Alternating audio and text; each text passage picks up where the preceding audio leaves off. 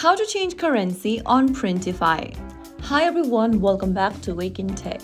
Today in this video, I'm going to be guiding you through how you can easily change your currency on Printify application using your mobile device. First of all, launch open the Printify app on your smartphone and log into your account. Once you're inside the Orders tab, click on the Wallet button at the bottom center of the screen. Inside the Wallet page, go to Billing Currency at the bottom and click Change right next to your chosen currency.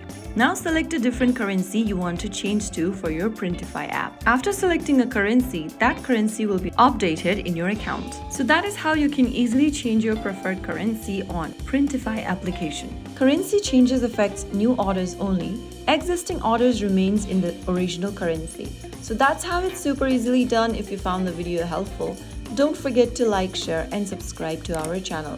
I will be back again in the next episode. Thank you for watching.